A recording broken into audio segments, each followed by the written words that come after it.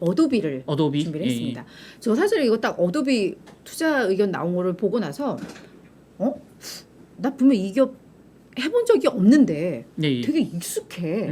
라고 해서 좀 찾아보다 보니까 우리가 뭐 포토샵, 애정하는 아크로벳, 기업이죠. 예. 네, 이런 프로그램, 그러니까 소프트웨어를 개발하는 기업 예. 어도비입니다. 그래서 이 마크 보시면 이제 하면서 다들 아실 텐데 이 기업에 대해서 BMO 캐피털 마켓의 키스 바흐만 애널리스트가 지속 가능한 성장을 할 수 있을지 의문이야. 라고 이야기를 좀 했어요.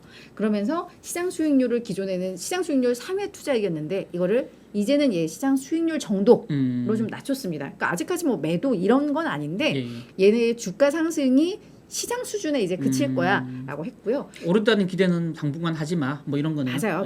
그러면서 이제 올해와 또 내년에 실적 추정치를 하향하기도 했는데 근데 더 재밌는 건 얘가 목표 주가는 기존 420달러에서 435달러로 소폭 올렸거든요. 그러니까 이거는 또 어떻게 해석을 해볼까? 이거는 그냥 저의 개인적인 판단입니다만 얘 주가가 약 한 400달러였어요. 근데 간밤에 많이 빠져서 밀렸지만 400달러 수준이었으니까 뭐 시장도 어느 정도 상승폭 고려하면 목표 주가는 조금 올려도 될 것 같아 정도였기 때문에 목표 주가 상향보다는 이 의견들에 조금 더 주목할 필요가 있어서 그 매도 의견 안 내려고 그런 거 아닌가요? 올린 거 아닌가요?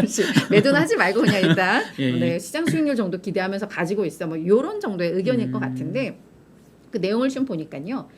핵심 사업의 장기 성장 전망이 불투명해입니다. 근데 얘들의 핵심 사업이 뭔가 하면 크리에이티브 클라우드라고 해서 그러니까 이것도 약간 구독 서비스 비슷한 것 같아요. 그러니까 이 프로그램들을 저희가 그냥 구매를 해서 뭐 깔아서 쓰는 게 아니라 이제 클라우드에 이런 프로그램들이 있고 소프트웨어 프로그램들이 있고 저희가 로그인만 해서 월 일종의 이용료만 내면서 이걸 이용할 수 있는 저희는 써요. 그렇죠. 개인적으로 써요. 유료로 이걸? 포토샵, 어도비 포토샵 쓰고 있습니다. 선배가 포토샵이 왜 필요해요? 아니 저희 뭐 식구들이 많이 써요. 저희는 마이크로소프트 오피스도 365를 쓰거든요. 365가 마찬가지 클라우드에 있고 계속 실시간 업데이트를 해줘요. 가만둬도 업데이트 자동으로 MS가. 그래서 저희는 소프트웨어 구입비가 굉장히 많습니다. 한 달에 저의 PPT 화면과 선배 PPT 화면의 그 차별화는 돈을 들이느냐 안 들이느냐의 차이라는 건데 그래서 근데 이게 이제 매출의 60%를 차지를 하거든요. 이제 크리에이티브 클라우드가 근데 이 부분의 장기 성장 전망이 불투명하다는 거예요. 근데 여기서 재밌는 건 어도비가 매년 자기들 고객들을 대상으로 해서 이메일 아마 조사를 좀 하나 봐요. 그래서 뭐 어떤 사용 만족도도 묻고 뭐 앞으로의 뭐 어떻게 할 것이냐 뭐 이런 것도 브랜드에 대한 것들을 질문을 하는 설문조사를 하는데 그 결과에 대한 이제 분석인데 그 결과를 보니까 얘네 좀 별로야가 이제 나온 건데 왜라고 했더니 이 어도비는 중소기업이나 그쪽 에서 많이 좀 이용률이 높다고 합니다. 이용률이 높은데 막상 딱 설문조사 결과를 보니까 젊은 직원들 그리고 5,000명 미만의 근로자를 쓰고 있는 이런 중소기업 이쪽 근로자들 속한 근로자들이 우리 이거 사용 안 하고 이탈할 수 있어라는 답이 좀 많이 나왔대요. 그리고 오히려 뭐 대기업이나 45세 이상의 중장년층에서는 오히려 고객 충성도가 높았나 봐. 근데 왜 본인 얘기를 계속 쓰시니까.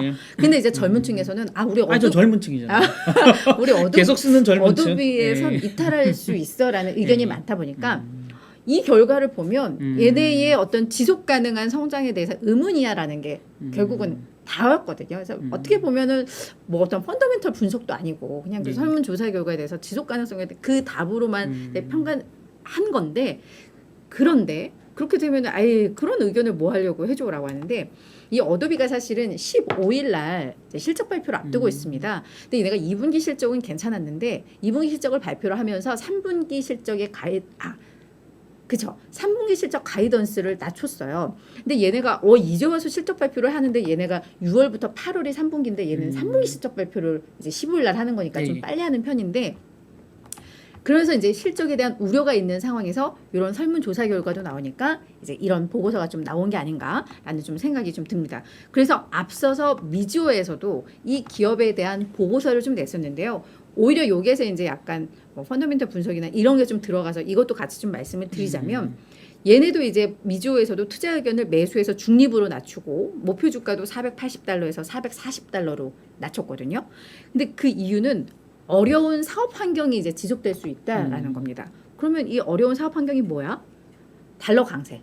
앞에와 좀 비슷해요. 네. 어도비는 해외 매출 비중이 매우 높거든요. 높죠. 그러니까 예. 이 강달러의 타격이 어떻게 보면 더 클 수 있는 뭐 이런 상황이고, 그리고 지금 우크라이나 사태에 대한 영향도 꽤 있을 거라는 건데, 얘네가 이것 때문에 러시아에서 사업을 철수를 했나 봐요.